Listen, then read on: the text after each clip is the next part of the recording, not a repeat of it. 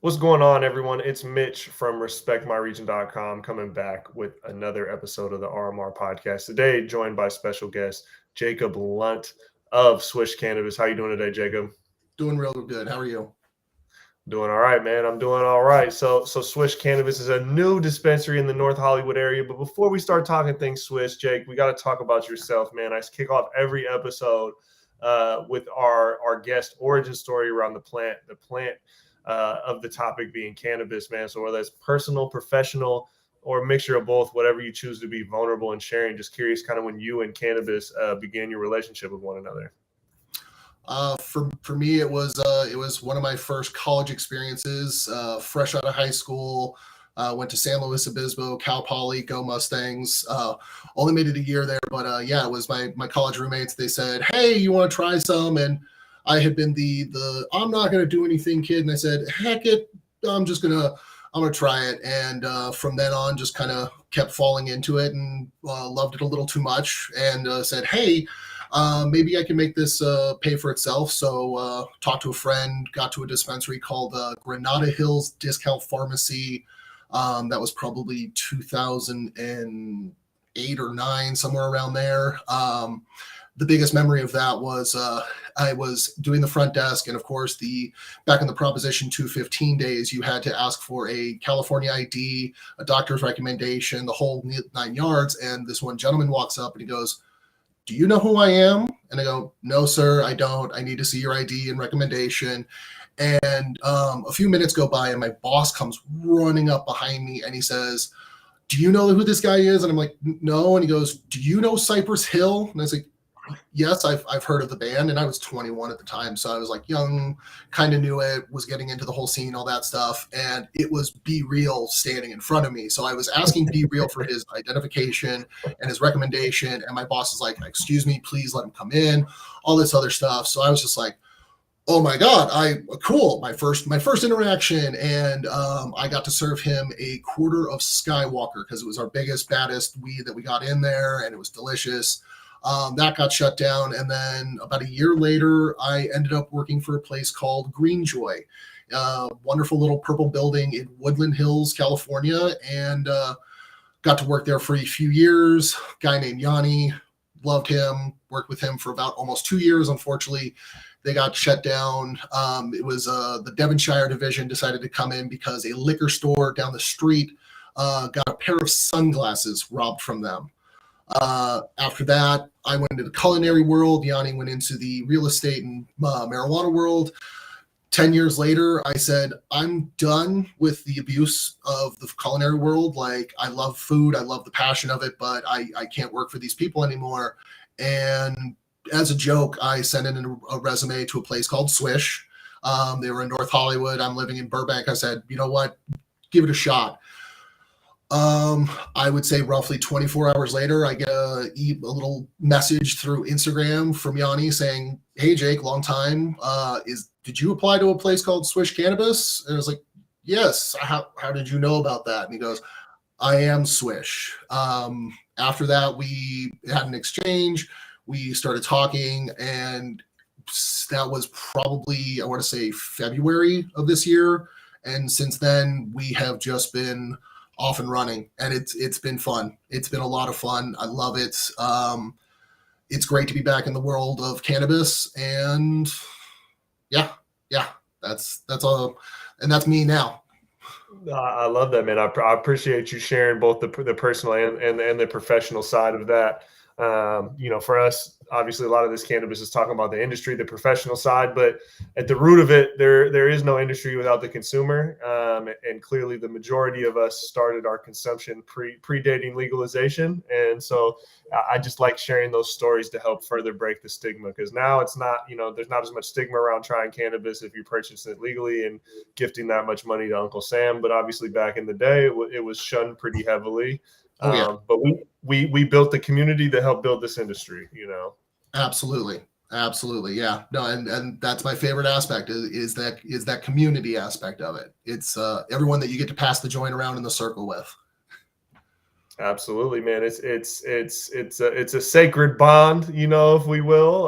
Whether you're partaking for medical reasoning or you know, or recreationally, right? There's something about it, and there's something about breaking bread, sharing a joint, right, with someone, and then you share thoughts and ideas, man. It's definitely a communal activity. Absolutely, and that's why as a bud tender, I when people come in, they say I want the strongest, or they say I want this, or da da da. There's a million different things, and I always ask them, how do you want to feel Mhm. afterwards? After you consume, how do you want to feel?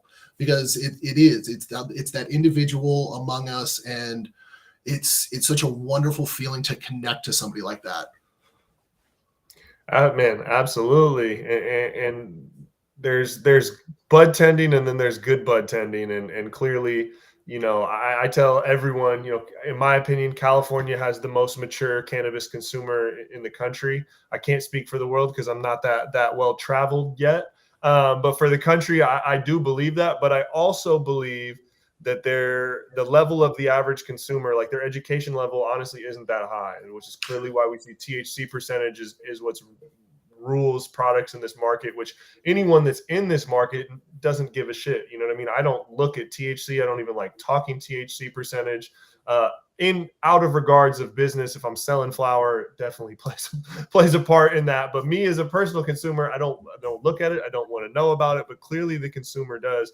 How do you feel people are receptive to, you know, coming in and saying what's got the highest THC or what's the strongest, and then you kind of rebuttal with what are you looking to feel like, what flavors, what strains do you enjoy?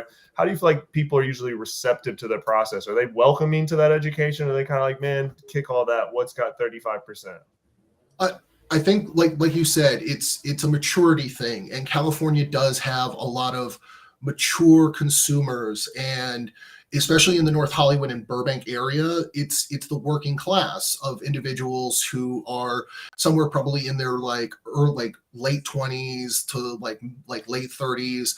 Those are the people who are coming in, and they're not looking for just, oh man, I want to get high. They are looking for that, like they want the education, they want that, like the bud tender understands not just the products but understands all aspects of it. And I find that in our area especially, they're really looking for that, and they respond very well to that if on the more mature side. Now on the younger side, I definitely see they kind of hear that, they kind of give me the eye rolls and just are like, ugh, I don't want to hear this. And you kind of just like scoot them down to like that, where it's like, oh, this one says 42. So I use the numbers, I think, for the newer generation of smokers who aren't looking for all the cooler aspects, in my opinion, of weed, whereas the older people are looking for that education, and they are looking for that guidance. Because again, they're not just looking to get high, they're looking for a specific effect to happen, whether it is for enjoyment or medical or anything under the rainbow.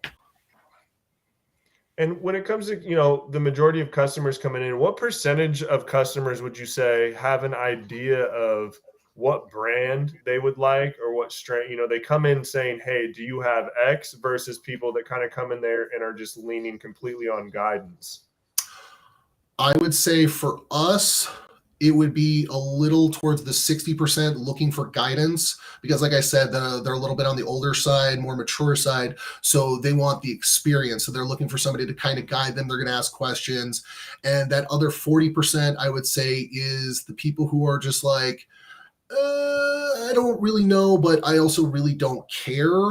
So they don't look for the education, but I find that they enjoy the education afterwards, because then they went, oh, I did learn something today.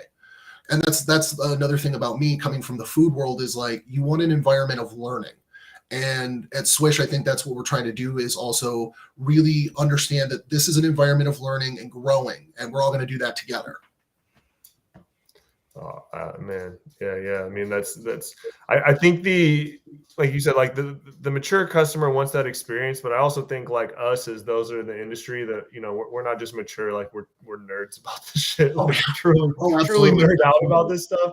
I think for us, it's like constantly, you know, I always say, you know, we have the staples, strains that we like, maybe brands and products, but we're never not looking for a new iteration or a new version, someone taking a strain we like and made the best batch we've ever had, or one of the best batches we've ever had is usually, that's something that might entice me to purchase something, but also new iterations of strains and flavors that we like. There is this never ending desire for, the nerdiest of the nerdy cannabis consumer isn't coming in there saying, I know what I want, don't talk to me. They're like, put me on. What can you put me on to? They're like, show me the flight of samplings that you want from me in this. Like, I look at it for a really good bud tender, it is no different than being a wine sommelier. If you don't geek out and know everything down to the last little bit of it, you will never reach the highest point of being like a bud tender. But you don't have to, and that's the great thing about this, is that there's multiple levels of being that bud tender, but the best ones, always the best ones, are the nerds, the ones who are geeking out, going like, dude, did you hear about this? Did you hear about so-and-so crossing such and such and doing this? Did you see about that light? That's like me, I'm a gadgets guy. When I hear about the lighting systems, the watering systems, like all the little gadgets that go into this whole world, I'm like, my eyes light up and my heart just starts pounding. And to see that with other people that are bud tenders like that, it's always a joy. But then of course you always come across those bud tenders who are like, oh man, I'm just trying to sell you some stuff, and it's a disappointment. But they are there. They are there. Yeah, absolutely. That is my least favorite experience. Yeah, when you go in there and whether they say that explicitly or their body language and everything else says Right. it, I've heard it. Message received. I get it. This is a paycheck, and you don't give a shit about anything else. All right. Yeah. I'm looking to nerd out and find something. You might not be the person for me. But on that tip of even learning, the grow mediums, the ways that the gadgets, the technology that's used in the cultivation and manufacturing of these products, what are some good ways that brands have connected with you as a bud tender representative of a store to help educate on that? Or is a lot of that stuff just information you feel like you kind of find and seek on your own? In the beginning, it was a lot of kind of like letting my fingers do the walking for me. I had to like go out and find these things. But now being a bud tender and actually inside Swish, I think specifically because of that environment of learning, when we have the sales reps specifically, not so much the individuals coming in to do those little setups in the beginning, but a lot more of the sales reps are kind of stepping up to us going like, oh, you guys want to know these specifics because that's going to help you sell our product. And so I feel like it's becoming more known because we are still so new. I mean, we're literally just a little over a month old, but I've been starting to see more of the sales reps come in and talk to us and actually talk to the bud tenders and not just the owners or the buyers or anybody like this, because they're going, oh, these bud tenders know what they're talking about. And I want them to have this arsenal of information so that everyone across the spectrum can be touched in some way, shape, or form with this information. Yeah, and that's good. Good on those sales reps. Those are solid sales reps that are able to acknowledge that or understand that and feed you guys that. And something we're talking about offline right before we started. Obviously, Swish has only been around. I mean, I know some of the core, like you said, the owners' ties go back to medical and the legacy market, which you obviously have those ties as well. But Swish as a retail brand has only been online for under a month and a half right now. Yeah. But you guys seemingly have built pretty good traction in, we were talking about California being one of the most mature markets. Los Angeles and the greater LA area is one of the most crowded and competitive when it comes to brands or stores, whether legal, unlicensed. There is just stores everywhere. It is ultra one of the most competitive market I've ever done marketing in the cannabis industry for dispensary wise ever. But you guys are building some traction. What do you think is the reasoning of how you guys have been able to grab some success early on in such a crowded market? Excuse my language, but we give a shit. One of the things, like I said earlier with those bud tenders, they have that really lax and there's just, this is a paycheck. Pretty much everyone we have at Swish right now, this is just more than just a paycheck. This is a passion project for every single one of us. We all have skin in the game, even though we don't really. It's just we want not only to be sorry about that. We not only want to be the top weed shop. We want to be the community weed shop. We want to be the place that everyone who's in with walking distance, that's the only shop they go to because they trust us, they love us. We're clean, we're safe, we're known. That's our goal. Those are our core beings. Like those are our core pillars of our business. So I think that's a lot of our success, and then the word of mouth coming from that, because we do have a lot of presence online right now. We're trying to push Instagram and all the other stuff, and we're doing stuff like this podcast, but it's a lot of the word of mouth right around us. And I mean, we also do have the advantage of being the closest to the Burbank Airport. So when Google pops up dispensaries, we're one of the first ones. So the advantage of that, and then adding in stellar service, it's a combination that people just can't deny. And I mean, over 100 reviews in less than a month on Google. I mean, that's pretty good numbers. Mm-hmm. No, that's super good numbers. I live in Washington State. You know, a lot of these towns are a little bit smaller than, or a lot of bit smaller than LA. You know, there's no city in Washington the size of LA. And you know, a lot of these stores, you know, honestly have low review numbers that have been around years, right? So that's a big testament. But I think for you guys, like something that stands out to me, like, and correct me if I'm wrong, but having the store look the way that it looks clean, represented very well, like a regular retail shopping experience, is something that you don't always expect from the culture, if you will. It has like a little bit more of this, not corporate vibe, but the optics of it seem like a little more friendly to anyone, the way that a corporate approach to a cannabis dispensary would be. But then obviously in talking to yourself and understanding the owners that comes from the legacy market, come from the medical market. So be able to create something that kind of blends in with this just super 2020 version of professional cannabis retail, but then having that lineage and history and respect and understanding of the culture and community that's predated recreational cannabis. And also you guys and the staff of having that passion. I mean, I'd say from my perspective, you can correct me if I'm wrong, like the kind of the intersection of those, I think, kind of separates you guys from a lot of shops. I would highly agree with you. And that's been my goal specifically, is to really hit that point, because we have so many special points. Like you said, we have a legacy, we have knowledge, we have location. I mean, of course, it's location, but when you add all these other aspects to it, it's creating magic. And I mean, let alone, we have a gigantic mural being painted on the side of our wall that is a local artist who lived in the North Hollywood Arts District for years. And so that's a passion project. So just the amount of love that's going into this, I think, really hammers in that point.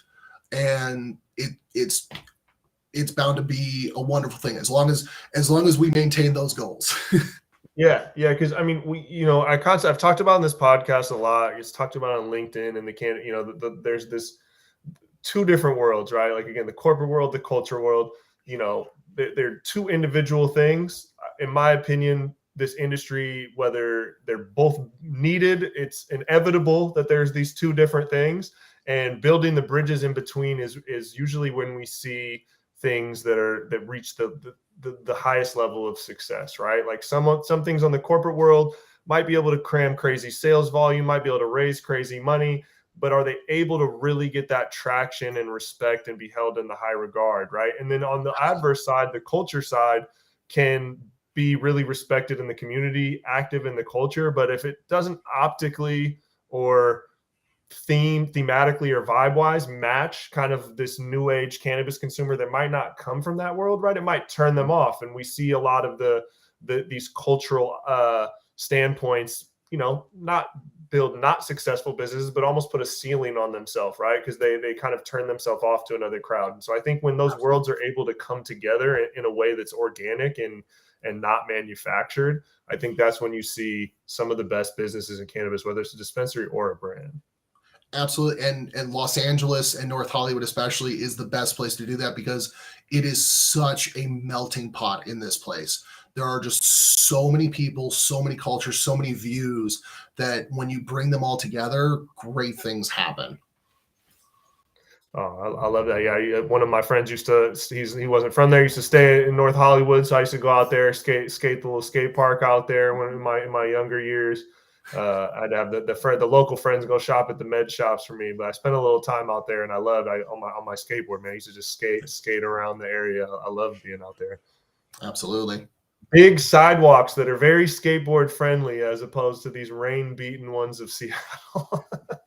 Well, in certain areas, there are other places where you still have to be a little careful in the North Hollywood area where it's like, Sure. there was that tree that's been growing for a really long time and it just broke through the concrete. So, I mean, don't get me wrong, there's a lot of great skating, especially in Los Angeles and in North Hollywood. We do have that great skate park that's over, I believe it's in the Amelia Earhart Park. It's over near that library over there. But yeah, no, skating culture around here is great. I used to do longboarding myself. Unfortunately, my knees are not what they used to be, but it was one of my favorite things to do. Yeah. Taking it back to some of the products you guys sell, obviously being a dispensary, you carry all of them. In California is home to some of the most well-known brands in cannabis from a consumer level. A lot of the brands I always say that people drool about on Instagram, whether they live in California or not, a lot of those come from Cali. What are some of the most requested brands? Like when a consumer comes in and is asking, hey, do you have X, anything from X? What are some of those brands that they're bringing up? Well, one of the newest brands is Respect My Region and the Legacy. We just got that in, and honestly, it's newer on our shelves, but we've had multiple people come back really quickly after they try to go and like, no, I need more of that. Especially the Dedication OG. We're trying to also get that RS11 going, but we have a little more of an indica dominant crowd going right now. So, but I'll definitely say like Presidential was a big name. Papa's and Barkley. What else? THC Designs. We've been trying to get them. We had their Daydreams, but people they just were like, no, we want THC Designs. We're like, they're the same brand, guys, same brand. Honestly, a lot of the brands we've brought in too, like Green Label RX, they have been blowing up. I love those guys. They're 30 minutes from our shop, so I'm really excited to see their whole grow operation. Delighted has been probably my personal favorite. I do have a problem with their bags. They're fully enclosed, but I've took the leap of faith with them and haven't been disappointed. Also, another big one has been the American Weed Company. I don't know if you've known those guys, but I love them. Veteran operated, veteran owned. I do have to tell people, though, that it's a little bit of a creeper because I've had several people come back and they were like, I was so mad with you for 5 minutes after I smoked that Buzz Bomber, and then 10 minutes later I was like, no, everything's okay. It was just like that slow creeper. So that's kind of half the fun of being a bud tender too, is you got to get to tell those people, get to tell those stories of like, hey, you got to wait a little bit. But yeah, no, those have been some really, really highly requested brands from us. We're also always looking for really good brands, but we're also not just looking for brands. We're looking for really good flower that's fresh.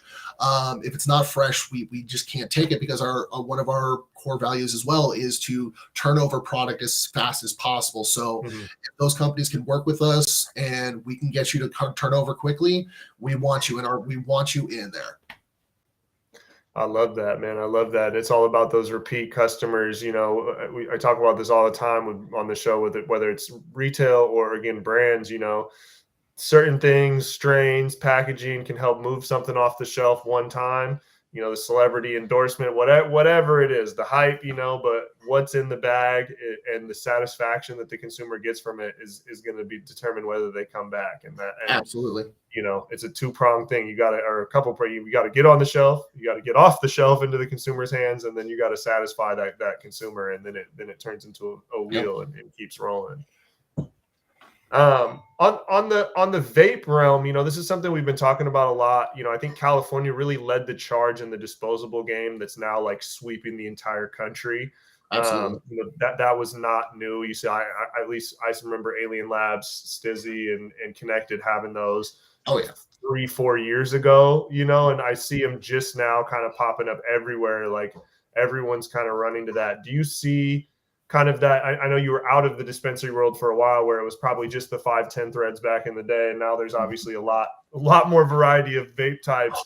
Do you see that trend, kind of where the disposables are kind of the hot item in the vape world? Funny enough, back in the Prop 215 days, I remember seeing the vapes, and I remember the same problem then as now. They are way too easy. So the trend I'm seeing is people are a little afraid of it because they see that. They see it's a little too easy. But again, when you educate them and you kind of get them prepped for it and go, okay, look, you're only going to take a 3-second puff and then you're going to put the pen down. I think that's kind of the trend right now is people are dipping their toes in the water because they have heard so much. Like there's so many varieties, there's so many different versions, and nowadays, especially with recharging abilities, the whole game has changed because I mean, like you said, even 5 years ago, you had ones that didn't really charge, and you'd be about halfway through your full gram, and then all of a sudden, where's the rest of my gram? But now that's kind of coming into it. So I think people are being a lot more open to it, especially again, it comes back to that mature / new consumer. The mature consumers are still, they're still kind of putting their noses up to it going like, that's not my weed. But a lot of the newer consumers are getting into it because I mean, a lot of them, it was marketed towards them, especially because we had that like whole cigarette vape cartridge like pandemic going on with millions of different flavors and stuff. So we're really trying to transition them to something that's a little less poisonous to them, you know, and something that's a little more tasty. So I think that's where we're really seeing that trend come the most is in a lot of the younger buyers. And they're really discerning when it comes to that because they really want like, they either want very specific flavors or they want no flavor at all. They want that very like terpy, very resiny, rosiny flavor of it. So I think it's going to be big eventually because people will see like, okay, you don't really want to burn a plant too much. But I also see you'll see there's going to be a 50-50. A lot of people will use vapes, but a lot of people will still just keep smoking. Yeah. I don't think flower will go anywhere. A lot of the reports online have been talking about over the last couple of years, talking about beverages and the market potential of that, which I can see. But as far as the existing model, right, like, you know, beverages are enjoyed, but there's nobody. Your flower consumer likely consumes a lot of flower on a very regular basis. I don't know a lot of people that drink weed 7 days a week. I know a lot of people that smoke weed damn near 24 hours a day, 7 days a week. I mean, even in the shop, like we have Mary Jones soda, which is it's a good mover, especially the my personal favorite, the orange cream, that moves really well. But like you said, I see maybe the same person buying that one can going back for their flour and edibles and other stuff way more often than they go for those sodas. But I too enjoy a good soda every once in a while. But like you said, I don't think I don't think those things will ever dominate the market. Yeah, definitely not with the current consumer types. You know, who knows? As we move to maybe 1 milligram ones will be the highest mover as we down the line, right? And Yeah. have a ton of people drinking very, very low dose. Maybe I don't know, but flowers definitely can. Yeah, flowers in my heart personally. Yeah. And then, you know, on that, you know, we were talking about the THC thing earlier. Do you feel like when it comes to flower, most consumers are coming in looking for particular strains? Are they looking for particular effects? Are they looking, you know, indica, sativa? What do you think that the average consumer is kind of bringing up in regards to flower? Definitely the more mature again is looking for specific strains. They want their, this is what I know and very familiar because we've got so many names and so many other like crosses now coming along. So we see a lot of those kinds of people asking for specific strains, but then a lot of times, a lot of people are just coming in that, especially the ones that don't really understand the whole spectrum between indica and sativa. They're really looking like, I just want an indica or I want a sativa. So I would say the majority are looking for specifics, and not as many as it used to be are looking for generalities. And when it's general, it's usually just like, I want indica, I want sativa, or I want like a hybrid. And then again, that goes back to what I said is like, I want their effect. Like once they've smoked, once they've consumed, how do they want to feel? And that's kind of how we try and move people along through as many choices as we have. Okay. Yeah. That sounds in line with what we see, right? Your mature customers know what they want as you go down the lineage, you know, go down the line of how well versed with the plant they are. They're talking lower level education, you know? Yep. I mean, it's rare when you get somebody who's like, oh, my family's been in the weed business or been growing or something for a long time. And then it's a pleasure to talk to them because they know all this stuff. They can go through all of it. But yeah, I think it is just, like you said, it's a lot of the time with the plant and with the culture of it. If you don't have a lot of it, you can't really talk on it very much. What is one thing that you want people to know, or try to impart on all customers, I guess, when it comes to cannabis, right? The person that isn't educated or seeking education, what are some of those things that you want people to know about cannabis? That it's okay. It's okay to know about cannabis. It's okay to ask questions. It's okay to be a little nervous, a little shy, or even a little embarrassed. It's okay to feel that at first because you're welcome. You're welcome here. You're safe. And we don't want you to feel any of that. We want you to feel comfortable. Yeah, I think that's yeah. That's solid. We want people to, yeah. I mean, again, it's in line with breaking the stigma and normalization, which I think is a big goal for a lot of us, man. Well, man, Jake, I really appreciate your time today on the show. For people out there that want more information, swishcannabis.com.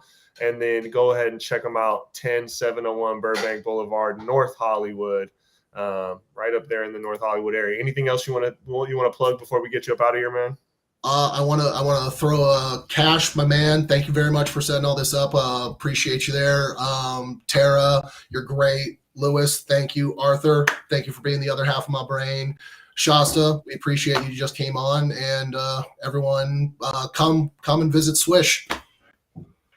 Oh yeah, man. For the people out there, go check them out. North Hollywood. This is the RMR podcast. If you're watching on YouTube, somewhere below Jacob is the subscribe button. Go ahead and mash that. Leave a comment. Even if you got something salty to say about me and my face, I'll take the feedback. Go ahead and drop it. If you're listening on Spotify, Apple, make sure to follow the channel. Go check out some other episodes. We got a lot of content. We got some more content coming this week. So appreciate everyone for tuning in. We'll be back